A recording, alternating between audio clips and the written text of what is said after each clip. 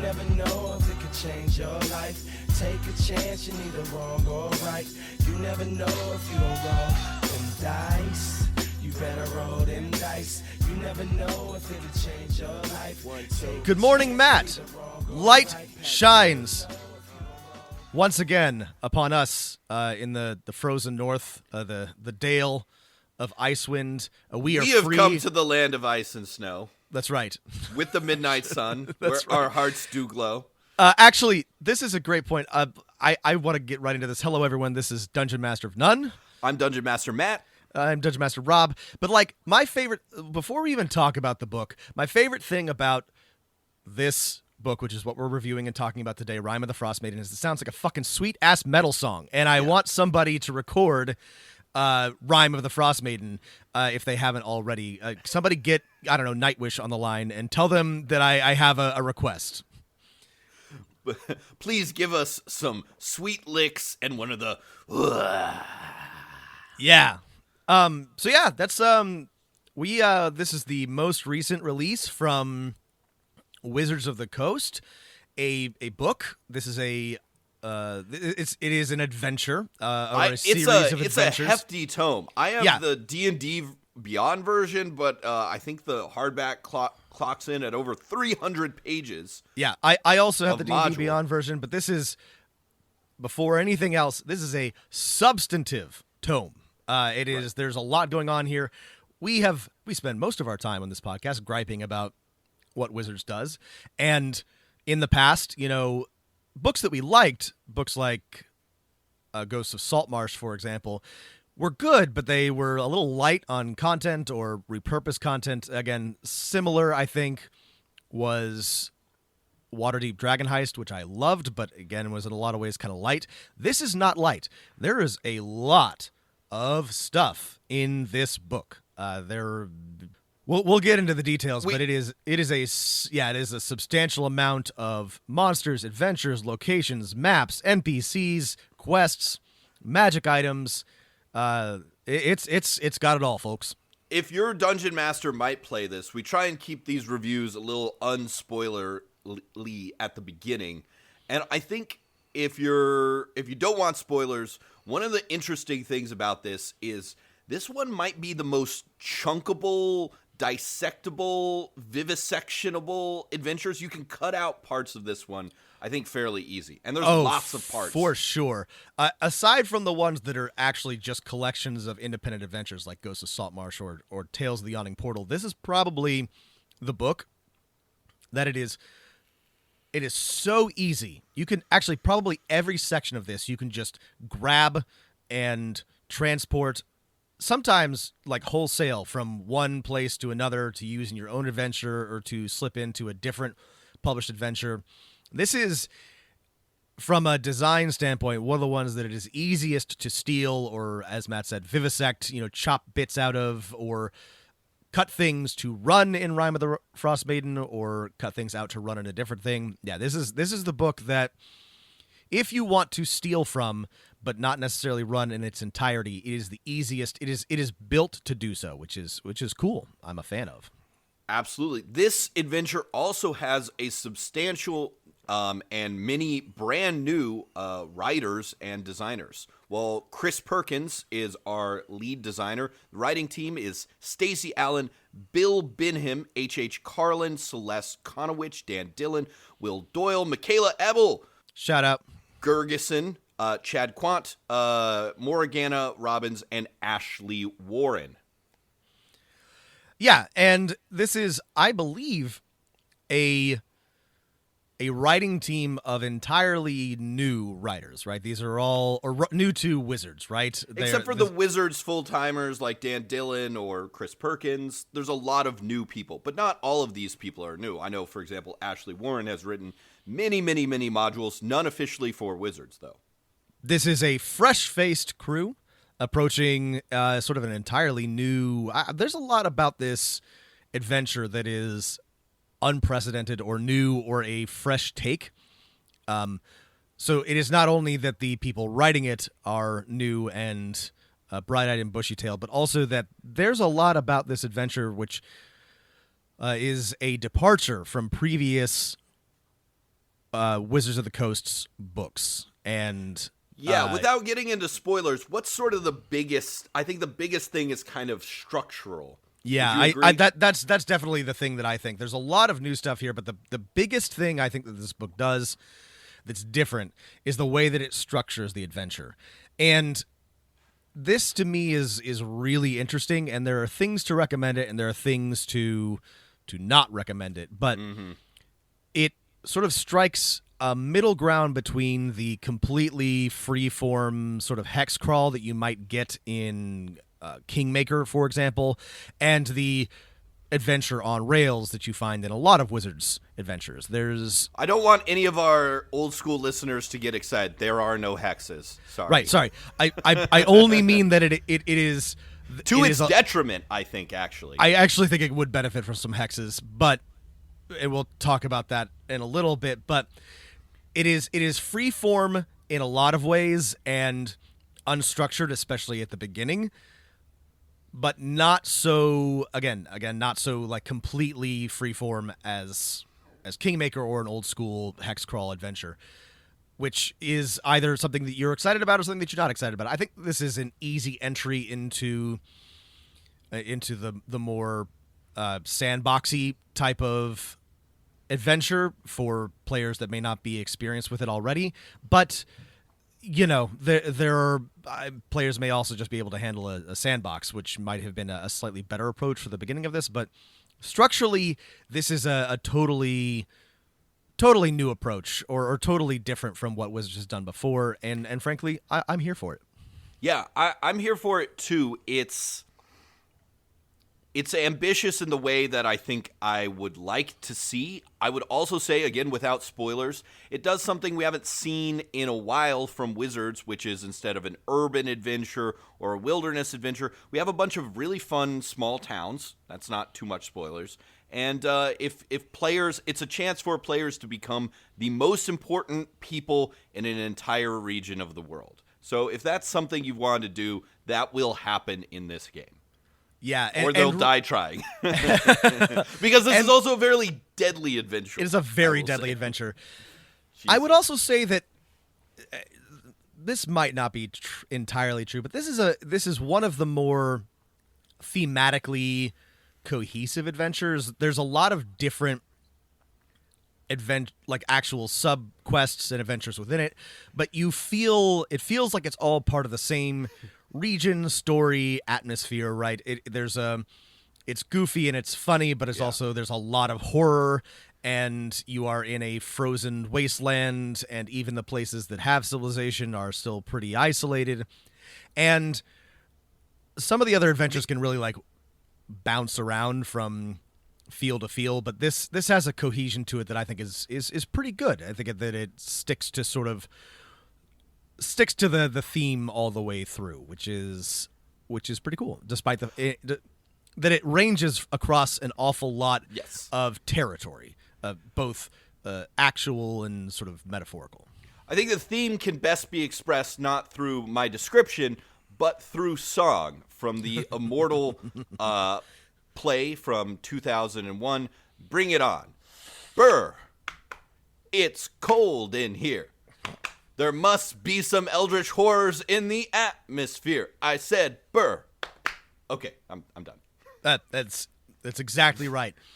So what else do we want to say about this broadly before we get into specifics? Because I do want to get into specifics, but what else can we say that's spoiler-free without spoilers, about this? I will say, again, the strength of this adventure is, I think, if it's well run, it allows for a lot of player agency in how to tackle problems.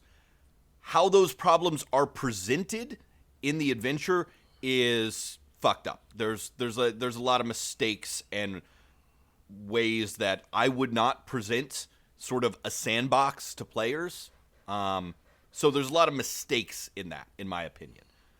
So that's kind of a downside for me. I guess. What do you want to just do, like pros and cons here? You just kind of did that. Let's just do broad. That was a pro and con. We'll do some broad pros and cons. So if you are thinking about running this or thinking about playing in this, you can listen and make your own decisions. And then if you are not going to be a player in this, listen to the rest of the episode for a more thorough review. My first, I guess, pro and con is pro. I think that there is just a ton of super awesome and interesting information in here and a lot of things to play with. My con is kind of the same as Matt's in that it's not always very well combined or stitched together. The sinews of this adventure are sometimes pretty weak. My another similar pro is that the parts of this adventure, right, are really useful. If you wanted to start this adventure at first level, you can do that. If you also wanted your players to show up in Icewind Dale at 4th or 5th level and just do the second half, you can do that. The con of those is both of those sort of how to get players started or hook them in. I think there are some issues. My second pro is that, honestly, not every part of this book is equally good, but I don't really think there are any stinkers here. I like just about every section and all of the quests, large and small, at least a little bit, which is pretty impressive. There's nothing that I'm super this sucks, I don't care about it. The con is, again, also that that's actually a lot of information for you to deal with as a DM. And you may struggle to run all of these sections effectively, and it may be hard for you to... You're probably not going to be able to touch on all of the quests and sublocations in this book, which is fine, but it's sort of up to you to pick and choose or to guide your players, which is, again, fine, but it is extra work for the DM. This adventure, I think, is more work for a dungeon master than, let's say, Dungeon of the Mad Mage, in my opinion, in the way I would plan it out and run it. However, that's the kind of work I would like to do, so I don't know if that's really a con for me.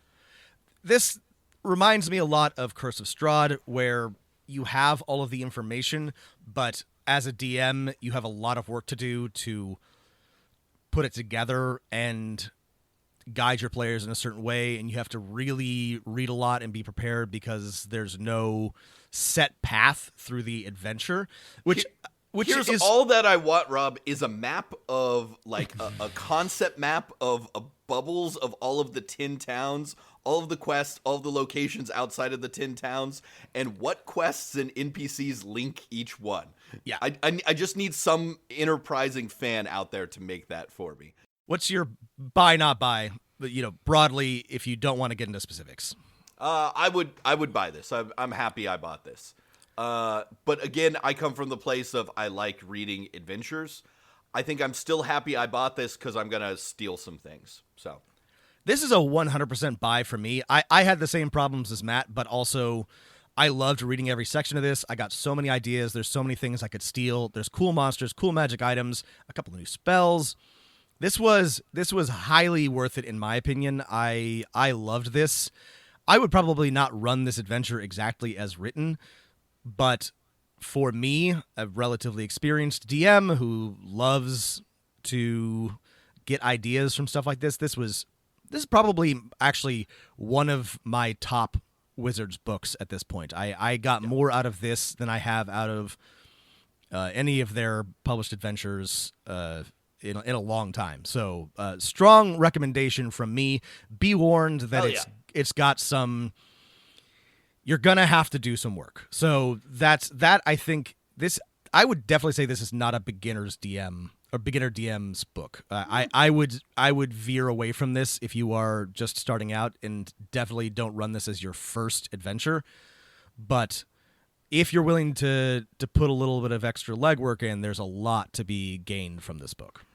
I would counter that with, if you ran it right, this is the type of adventure that I think beginner DMs should be running. Sort of an open-ended, let players have fun and explore and confront threats. I think there's a lot here that makes that difficult for beginners DMs. So I agree with you on that. To compare this to Descent to Avernus, we decided had a terrible opening set of quests and then was super awesome once things finally got to hell. This one doesn't have a terrible opening quests. However, they're presented in a way that is incredibly challenging. Yeah. And then instead of one big main quest at the end, there's a lot of other, exciting quests, and I love that. I'm fine with having an adventure that isn't all about just defeating one big bad. Oh, there are big bads, but there's more to your story than just that. Yeah. So here, spoilers time. So if you are planning on, if you might play in this, or your DM might buy it, or you just don't want to be spoiled, this is the part where you depart. And from here on out, we'll be talking about the specific elements of this adventure and what we liked and what we didn't like. And so be warned, here there be spoilers. Cue that heavy metal music.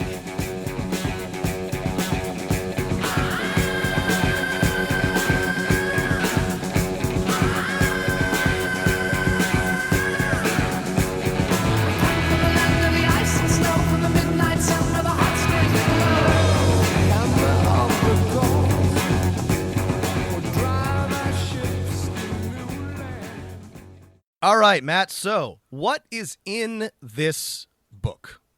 Okay, I'm going to give you in less than 60 seconds what you're getting. You get a very short section on how to start the adventure. You get a description of each of the 10 towns of Icewind Dale, a frozen, where it's always winter, never Christmas region of the Sword Coast, north of Waterdeep, north of Neverwinter, north of even Luskan. You then get a series of interesting locations outside of the 10 towns, sort of a second tier of adventure.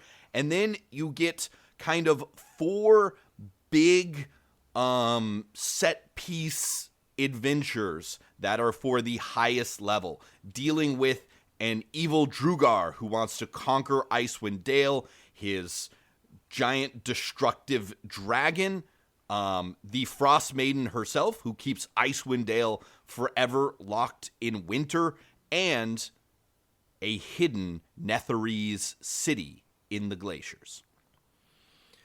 That's exactly it. And so the central conceit of this adventure is that Icewind Dale has been plunged into an eternal winter by the White Witch. I'm sorry, by Oril, the... It's always winter and never Christmas. By Oril, the lesser god of, I don't know, ice and snow and darkness and misery. Not anybody I'm familiar with, but I'm sure this is somewhere in Forgotten Realms lore. You find out... Actually, well, we can get to this later. I'm not sure that you ever find out why she has decided to plunge Icewind Dale into an eternal winter, but it takes a great deal of her power, and she has to fly out and shield the sun. So there's a cool bit going on here that, again, requires kind of work from you as a DM. But the sun never rises in Icewind Dale during the entirety of this adventure, and so that means it's always dim light. If you, for example, happen to encounter something that's has dark vision or is sunlight sensitive, they have an advantage, like Durgar or vampires or drow, things like that. What was that vampire movie? 28 Days of Night or something like 30 Days of Night. 30 Days of Night. Yeah. There's a lot of, you can totally see the horror influence in this book, which I love. Obviously, The Thing.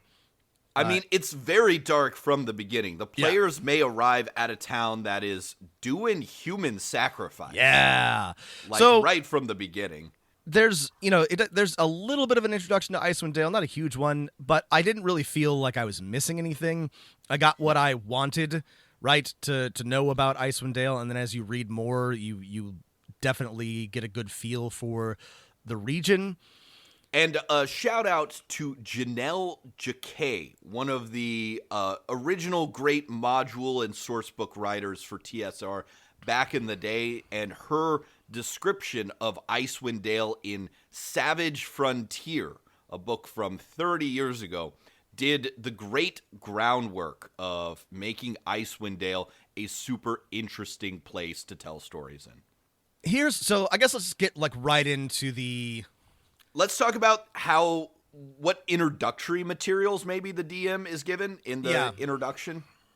So I like this. I really actually liked the introduction a lot. There's an adventure summary, and you're presented with 3 sort of like overarching, I guess, plots or problems, and these are that there's a Duragar that's Zardarok Sunblight, pretty rad name, who's trying to build a dragon out of Chardalin, which is a ice metal from an evil wizard. It's cool.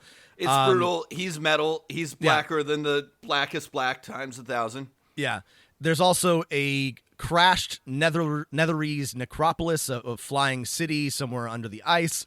And then, of course, there's Auril, who is a horrible, witch ice goddess who has, turned this into a realm of darkness and misery. And so these 3 things are sort of like interrelated, or that's how they're presented.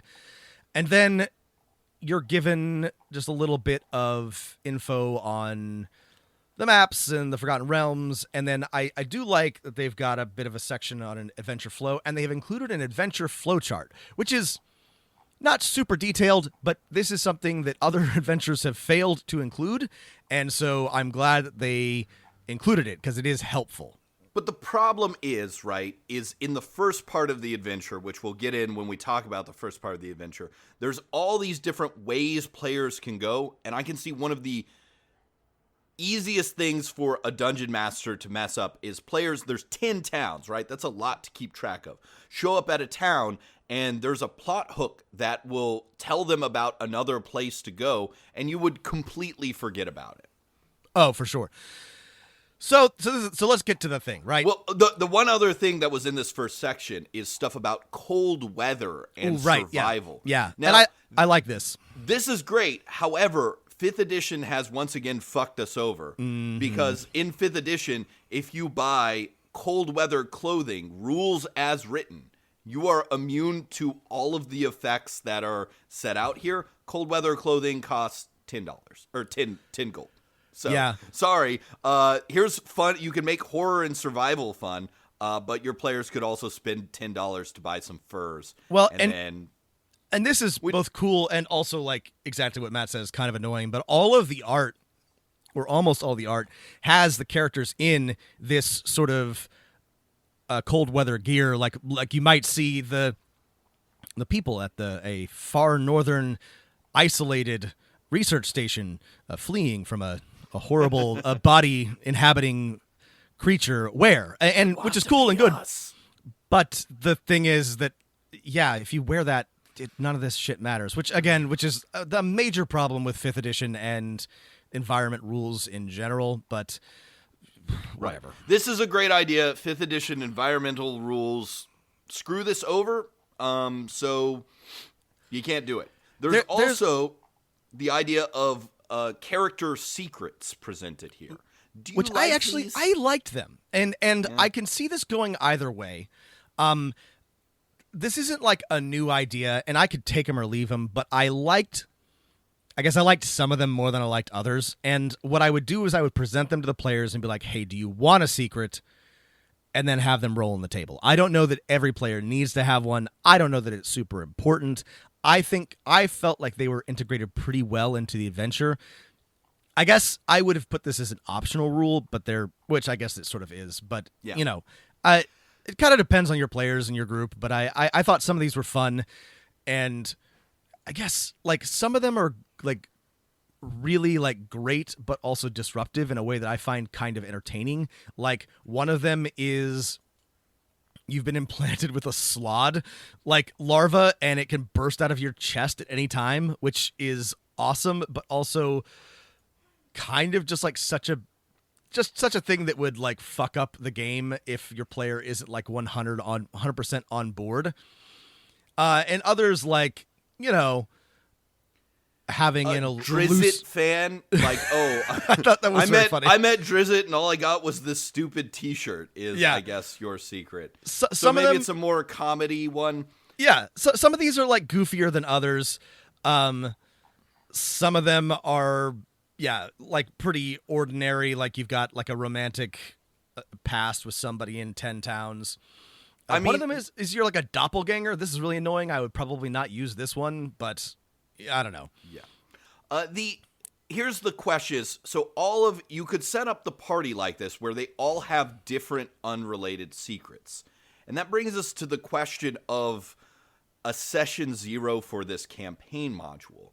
And I think the first big flaw I have here is there isn't a lot of advice, especially for new dungeon masters, on how to, like, why are the player characters here? Are they from the 10 towns? Why are they a party? Why are they so interested in doing the quests? Like, the adventure assumes that the player characters are invested in the 10 towns and want to, at the very least, help the 10 towns, at the greatest, stop the endless winter, right?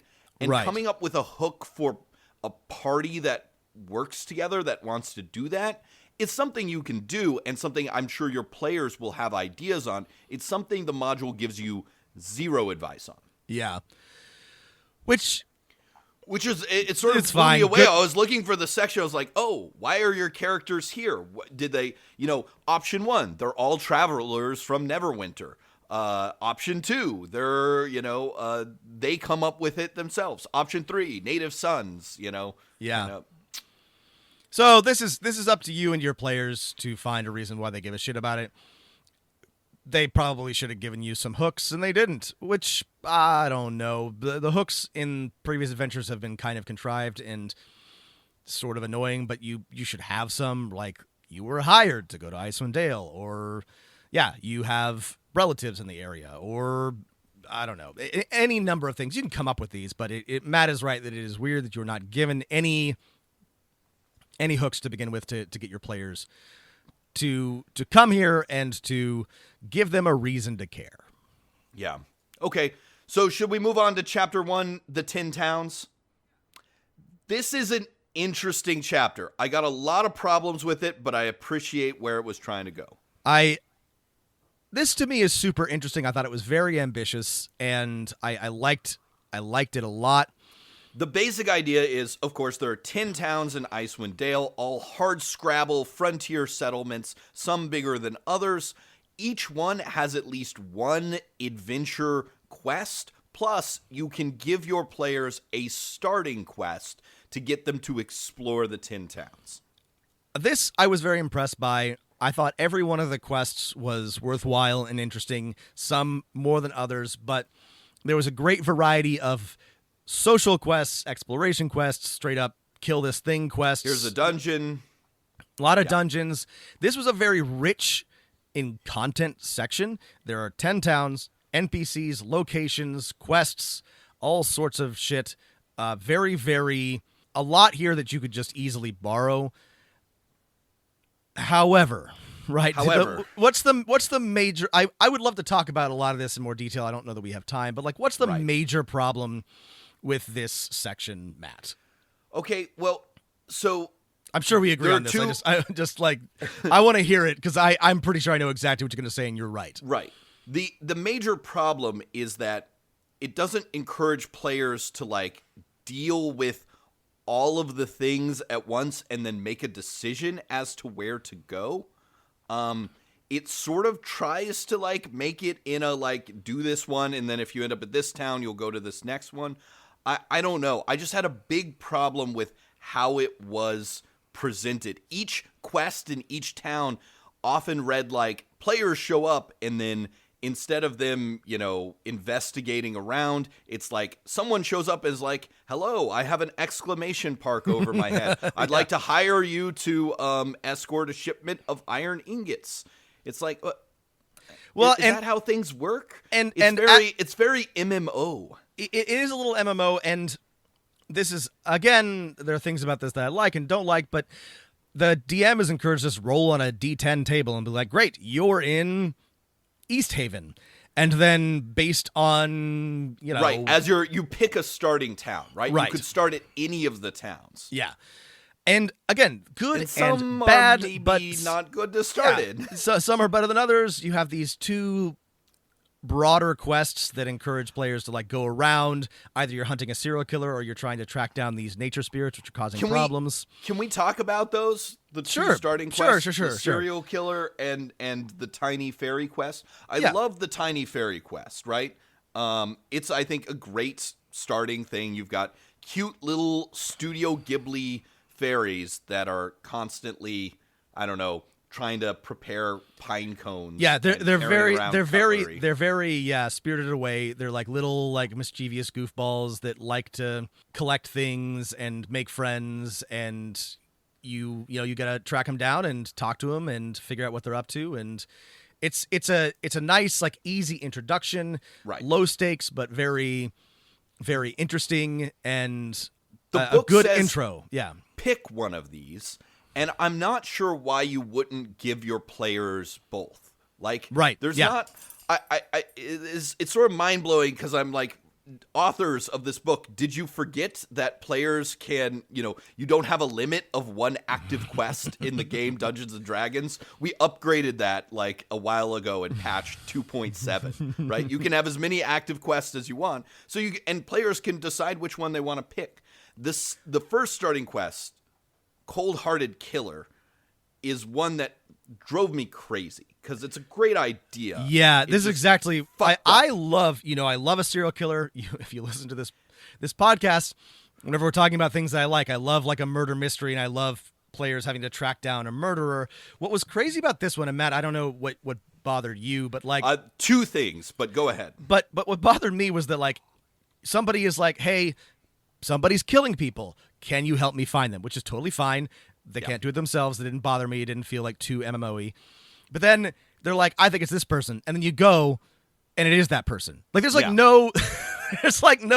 there's no like investigation or mystery. You just like go and like you happen to like run across this dude who your initial contact is like, I think this person is the murderer, right? And then they are the murderer, and then you just like fight them. That was my first problem. You fight them, and also you shouldn't fight them. If you gave this to your players as their starting quest, they might be really keen on doing this before anything else, and they shouldn't, because the murderer has 75 hit points and will destroy your player characters until they're at least level 3.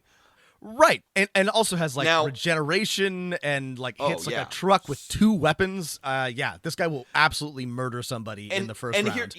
But the bigger problem is, right, that this is a perfect opportunity for an investigation, and he's a serial killer in service of the Frostmaiden, right? And he's demanding sacrifices from this town. But there's nothing about, like, I would expect the mystery. So a couple of the towns are doing human sacrifice to try and appease the gods or the goddess. Oh, right. So like, and some aren't. And there's nothing about like, oh, he's targeting the towns that aren't doing human sacrifice. No. There's no follow up on the human sacrifice. The thing is, what he's doing. This is actually really cool. Is people in the towns that do human sacrifice, some of them are paying off the leaders so they avoid being the sacrifice, and so he is taking the lives that Auril was denied. This is cool. This is a cool like sub, and the players need to investigate and find that out. But exactly, you're exactly right, Matt. One, you could totally kill this guy and never find that out. And 2, once you do kill or capture or defeat him, that's it. Like there's no like deeper thing here, which is too bad because this is like because you could tie this into a plot of, oh hey, we can stop the human sacrifice now. Auril doesn't have an enforcer anymore or something like that. Yeah, and if your players are like, I don't like human sacrifice. How do we stop it from happening? You're given you're given like nothing. I don't know. A missed opportunity, I think, is my biggest problem with this quest, which has a really cool like center bit, and it just is not followed up on. Yeah, there's a pattern. It's in towns that you described, and it's towns visited by this shady merchant Torg, or Torga, right? So there's a pattern the players can figure out, right? And if we just had some clues on how to help them find it, would be much more interesting than some old person being like, players, here's the serial killer. Go find Ted Bundy and kill him. Yep. Also, just a minor quibble. Torg, the serial killer, works for this merchant shop. Torg has an outdoor trading shop. Torg's goods are stolen or fenced, and she sells them for double the normal price. Do you notice anything wrong with that, Rob? Have you ever been like, I'd like to buy goods. I know they're stolen. That's why I'm willing to pay extra. Listen, she's got a perfect... she's got the market cornered, Matt. She can charge whatever she wants, and also steal the things that I don't know. If you ever bought cigarettes from the mob, they sell them for much less than normal because they stole the truck they came on. Anyway, there's a lot of little things in this. There's a lot of economic problems in this adventure that I feel like only assholes like me notice, and it makes them bad. It's the economics of 10 towns in a frozen wasteland. There's a lot of questions there, but we'll leave that aside. The one other thing I wanted to talk about in the starting section was the leveling system in this adventure, which I like, and the reputation system, which completely undeveloped. Oh God, I completely even forgot about the reputation system, so I wasn't even going to mention it. Yeah, they introduce a reputation system and then don't tell you anything else about it. Thanks. Yeah. Just cut this paragraph if you're not going to tell us anything about it. Also, in character advancement, it says once the characters reach 4th level, they no long gain levels by completing quests in this chapter. Yeah, there's a. I'm not going to call out any copy editing errors, but there. Well, I'm the asshole. I'm the bad cop here. There are several, and whatever. Who cares? I do want to call out some examples of good writing that I was very impressed by, or clever writing. Specifically, the section that starts this adventure is called Cold Open. I liked that. That was clever. I laughed. Thank you very much for your cleverness, authors of Rime of the Frostmaiden. Anyway, now, I really like the 10 towns section. Each of the 10 towns I actually read. All of them felt like similar, but a little different. They had a cool quest. One thing that I love... Some of the quests were really great, right? Yeah. Some, like the plesiosaur fishing one, were like, why is the... Are you kidding me? I love the plesiosaur fishing one. All right, tell me why you love the plesiosaur fishing one. Because it's an awakened plesiosaur. I'm sorry. There's a lot of awakened plesiosaurs, but let me point something out I like you, a talking dinosaur, okay? Look, okay. I'm sorry. Excuse me for liking a talking dinosaur. Okay, the players have to deal with a talking dinosaur that's disrupting local fishermen. They scout the lake. They roll a d20 when they scout the lake. Oh, okay, so... To be fair, your players will fail this quest. That's the main problem. Is that it's you're not given any tools. I just like the awakened plesiosaur. Right. There's a lot of things that are like this in this that are like this is a great conceptual idea. If you had the audacity to run the quest as written, your players would have a really bad time. There's a 1 in 4 chance that every hour they encounter the plesiosaur, and then once they encounter it, there's a 1 in 3 chance the plesiosaur just leaves, or so it's like there's even if the plesiosaur attacks or approaches, it requires your players to want to or try to talk to it in order for you to how would they know to do that? Right. They wouldn't. Again, some players are going to try to talk to everything, but unless you have one of those groups, they might just kill it or fight it and never know that it was an awakened talking dinosaur that, a frost druid awakened to harass fishermen. Yeah. And there are a lot of awakened creatures in this. Which, and by the way, it makes sense. There's frost druids who are going around awakening which things. I think is fucking great and often hilarious. And I actually like this sort of like through line in the adventure. However, Matt is correct that the Awakened Plesiosaur quest is just going to be a pain in the ass and probably not work. The other thing I want to mention about how these towns are set up is a lot of the way the quests are started is a little awkward. It's like the players arrive in town and someone runs up to them and is like, please, do my quest, right? There's also a rumor table, which is just the quests. And then all of the rumors about things outside of the 10 towns are gate kept by this reputation or level system.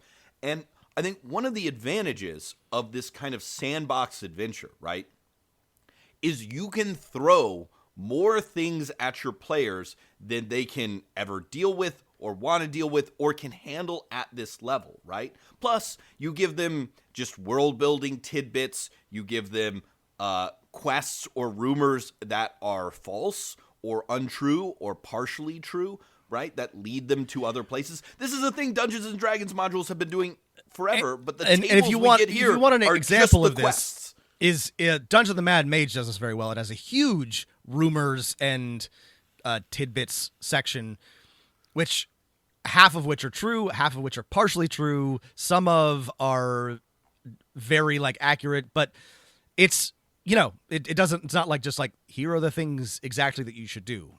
This is a missed opportunity. So are we on to chapter 2? Let's talk about chapter 2. What killed the dinosaurs?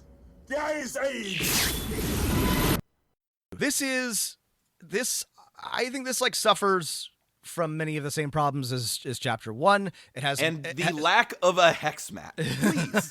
This gives us so many interesting like wilderness rules. Sorry, of Matt, course, we're getting ahead of ourselves. What is in chapter 2? Chapter 2 is basically a thing that's like your players have reached a level of reputation in the town that people are willing to share with them bigger problems that extend outside the town. It's a chance for them to really go off the beaten path, and most of the things outside of the town lead into some of the bigger machinations and quests going on here.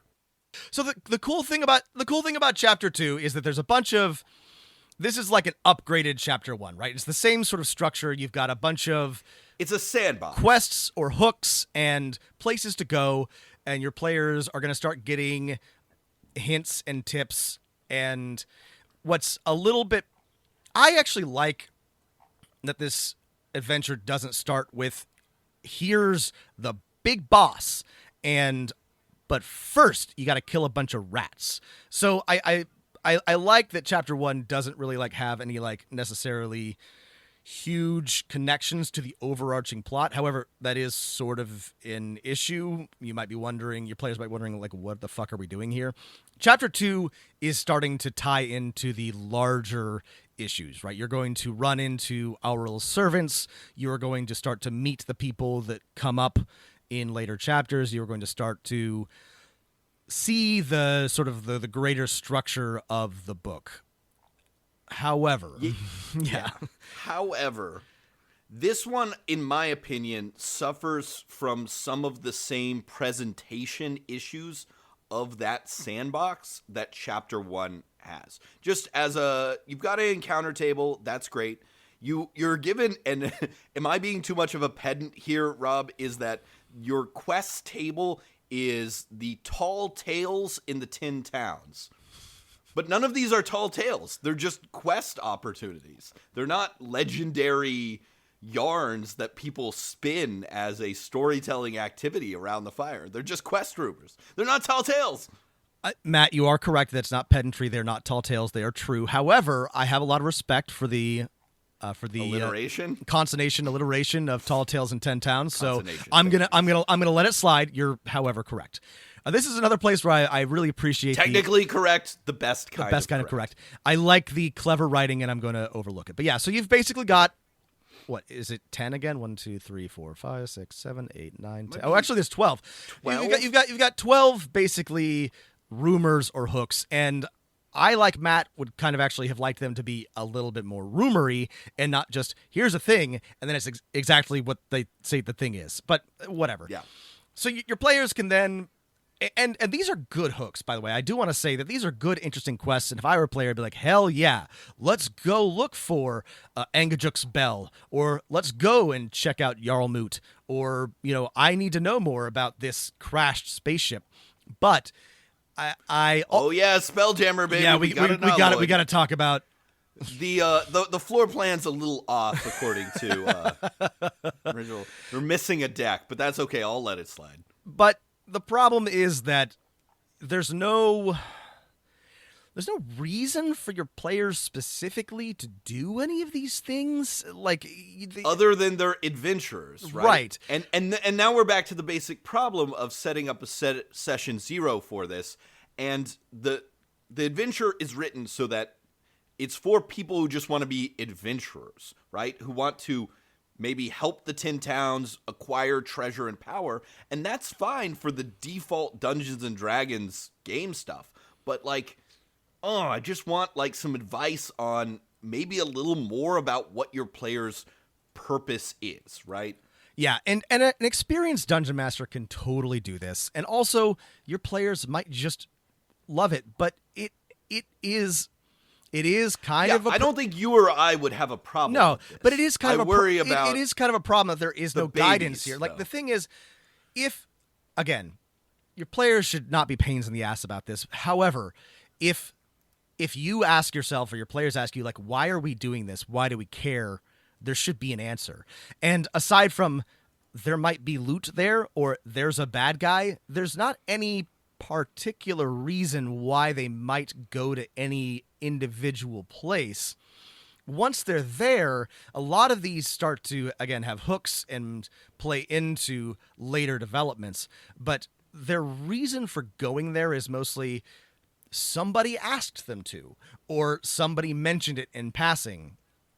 And that's a problem for me, right? You again, just from like a sort of a verisimilitude standpoint, there should be a reason, right? There should be a point, right? You should be able to say, all right, let's pretend that my players are huge assholes and they're like, well, why do I care about this? You should have an answer, right? And there is no real answer here. Yeah. This is not just, us being like assuming that our players are stupid asshole murder hobos. I feel like if you assume that players are assholes and you still give them a really good reason to connect things, then the players who are not assholes have an even better reason to do things. Right, and even right. more investment. My other critique about the connective tissue is it's almost exclusively done in an NPC telling someone, and there are lots of other ways to create connective tissue, right? Through stuff, right? Mm-hmm. Things and the physical reality of the world instead of someone yelling at them. Yeah. Yeah. So let's talk about what's specifically in this. We didn't go over each of the 10 quests in Chapter 1 because we didn't have time, but I don't think we're going to have time to go over each of these. But there's a few that I really do want to talk about because some of them are awesome. And if you were going to steal any of these sections or these quests or anything from this book, each of these totally awesome, could be borrowed for all sorts of other adventures. What I think we're both going to have same favorite, but let's talk about okay. Let's talk about what's your first favorite. Well, I mean, my first favorite is obviously id Ascendant, the one with the crashed spaceship. But I also I'm a big fan of the awakened sperm whale. I'm a big fan of that. Yes. And I like the black cabin is one I would put on there. Honestly, there's not really any that but I have some problems. There's not really any that I don't like. I guess I'm not super interested in the tribal camp. I really like the Lost Spire, which is basically just a very cool mini dungeon.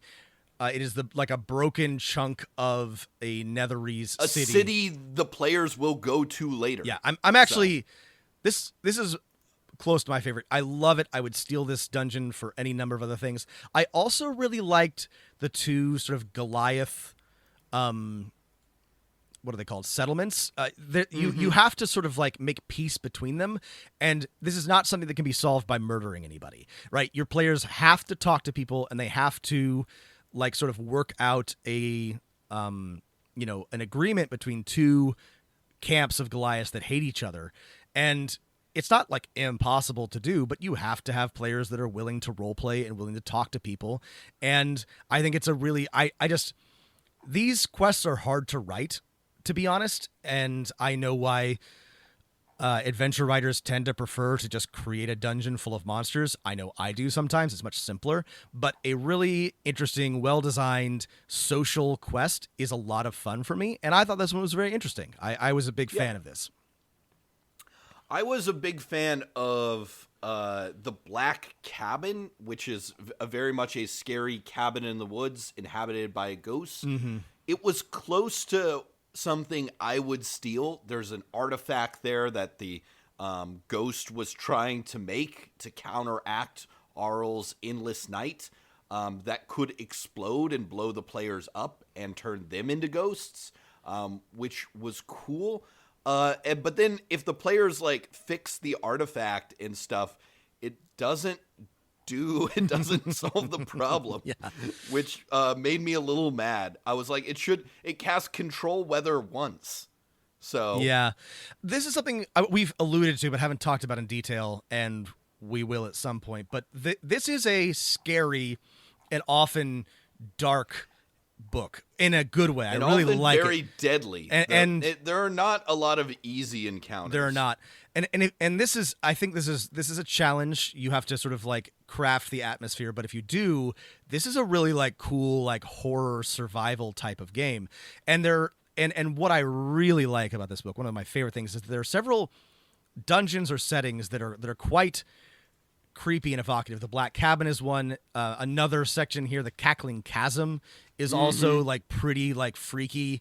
The Nautiloid that we're going to talk about in just a minute, it can be real scary. And then there's a section later on that we'll talk about in greater detail, where there's more like Knoll horror stuff going on. I'm a big fan of, but this is well done. I really liked the horror elements of this book. That was a clearly like intended as they wrote it, and there's definitely some well written horror survival, echoes of The Thing, of 30 Days of Night, of Alien, of any number of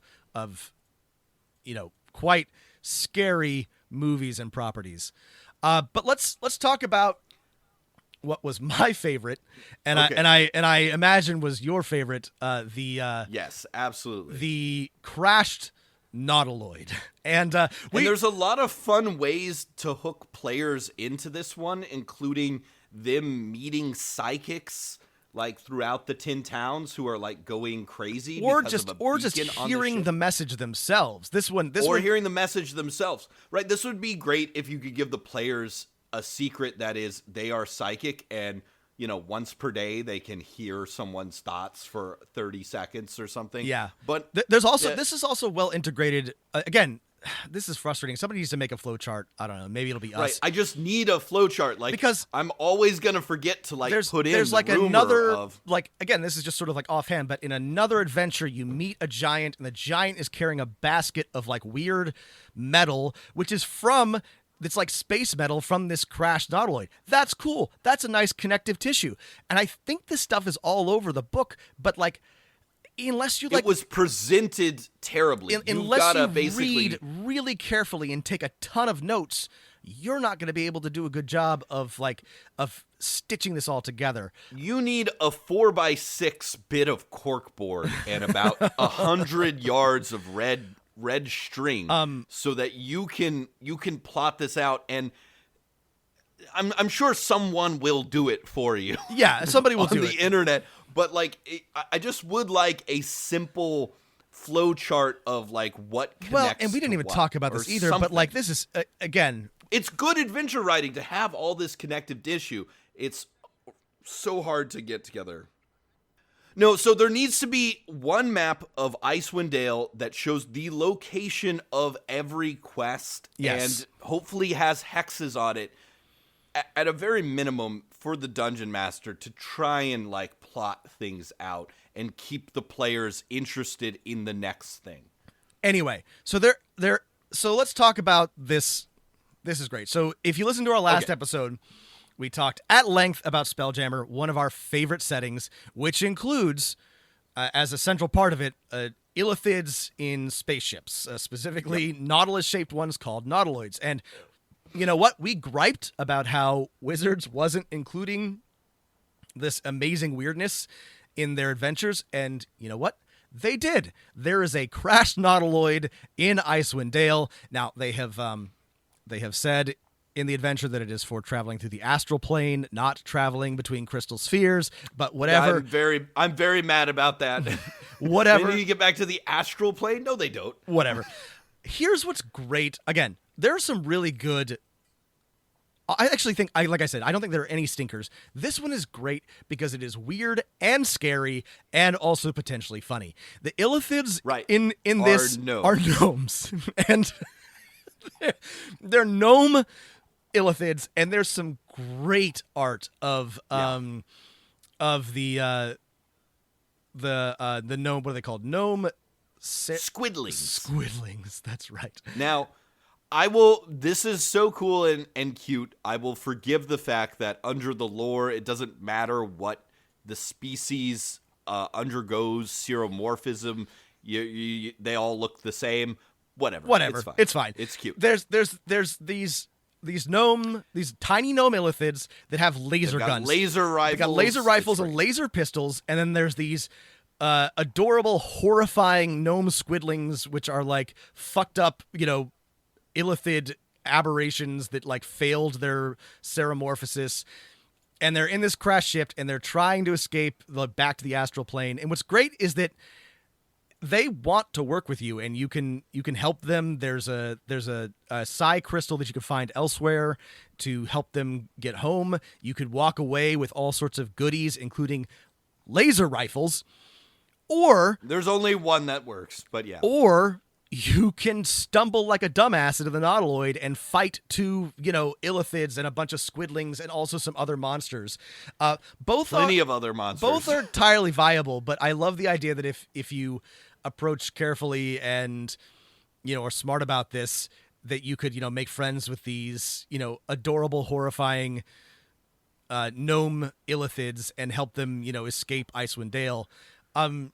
This is just like probably an evil thing to do. Oh yeah, it says they're explicitly bad. They're eat brains. out there to yeah. catch slaves and eat brains and specimens. So maybe you shouldn't help them, but you could. Yeah, you could. You could trade them for some laser rifles. And then I I love that there's like multiple ways to approach this. This is just like a very well written individual adventure. I would steal this. You could steal this and use this anywhere. Right. Crash Nautiloid, always a good one. The one thing that made me mad was it very explicitly says in the rules that the players have no way of ever getting it to fly on their own. Which why do that to your players? I guess I'm sure someone was like, well, we can't have this because then the players can get around too quickly. But I don't know. Here's what I would do. Really going to do that to Here's people? what I would do about that is I would leave that out, and I would say some artifact or object from Yithrin, from the final section, is what they need to get this working again if they choose to do so. And then, at the end of the adventure, you could use this Nautiloid as a launching for perhaps a Spelljammer campaign, or for just, something else. Or so that players can go quickly between Icewind Dale, Luskin, and the other cities of the Lord's Alliance because they did that prison break and they know they're all up to something. My favorite part of this, not my favorite part, one of my favorite parts of this is that at the end, whatever happens, you leave the Nautiloid, and even if you made friends with the Illithids, they released a Bulette into the wild and forgot about it, and then it just attacks you. It just like tries to kill you as you're leaving. Matt and I love Bulettes. This is great. I just... All right, so Chapter 2...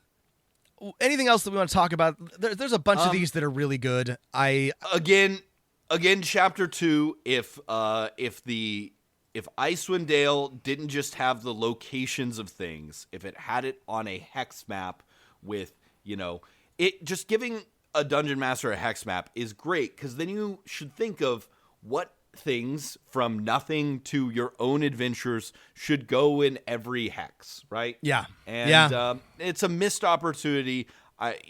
Obviously you can do it by plopping a hex transparency over this, but it's a different design philosophy, and I know Wizards did the hex map back with Tomb of Annihilation, but I think it's one that is entirely appropriate to getting players to think about the sandbox that is Icewind Dale. Yeah. So I'm sorry, not sorry, listeners. This is going to have to be a two-parter. That we have only gotten through the first 2 chapters, and that was with kind of skipping over some things that I wanted to talk about. And there's a lot that I want to talk about in the next. There are let's see, 1, 2, 3, 4. There are 5 more chapters, not counting the. And this is an appropriate stopping section, though, because the adventure takes sort of a hard turn after chapter 2. The final chapters are all kind of longer, more specific quests that are less sandboxy, but I think are all built on the sandbox your players have been exploring in a very elegant way. Something we'll have to talk more about next. We'll talk more about this in detail, but I'm a big fan of the rest of the chapters, but they are a distinct departure from the first 2. They are less sandboxy, but they, if you have run, and this is the issue, if you've run the first 2 chapters well, they will tie together very, very elegantly, like Matt said. But this is a big lift for the DM, and this is I think here's my like midway observation is that this is a good book. I like it a lot. The biggest problem is that it's a huge lift for the DM. I can see how I'd run this. I know how you would run this. I can totally see tying all these things together. But I would want to do a ton of like charting and my cork board and write up some other things and change some quests, because you can see how they are sort of supposed to work together, but as written, they don't really. Sometimes they do, but in general, right, broadly, they just don't. Yeah. In the first half of this, our real critique is not even in the connective tissue. There is some good connective tissue. It's the way the sandbox is presented to the Dungeon Master. And if you've never run a sandboxy adventure before of here's a location full of fantastical challenges and NPCs and dungeons and politics of the towns for your players to explore for several months of gameplay, right? If that's presented to you and you've never run an adventure like this before, the advice and the connective tissue given to you in the book is pretty shit. However, the stuff is great. The sandbox is great. The advice for getting around the sandbox is not great. Well, and Matt and I think it may sound like we've been griping a lot about this and we have a lot of problems with it, but also we spent already an hour talking about just like the first 2 parts of this book. And I think that's a real strong recommendation for this book. I honestly, this is one of maybe like my favorite. I think it is my favorite adventure that Wizards has published for 5th edition. And for people who are not planning on running a published module, I think it might be my favorite one for stealing. Because there are so many small things. Yes. I think that I think that any dungeon master who plans to run anything in 5th edition, even if it's not this full adventure, would get a lot out of this book. I think that it's really worthwhile. So we'll be back with a review of the second part. Any final thoughts on this, Matt? I think we've said all that we need to say about it to begin with. Is top notch. Well done. Oh, it's so good. Good. Yeah. Really good. So I think that's my final thought. It's a good book. It's exciting. I loved reading it. I had a lot of fun talking about it. So if you're interested, definitely check this out. We'll and see you stay tuned under for the ice. part 2 of Rime of the Frostmaiden. We're getting real now. Keep rolling them dice.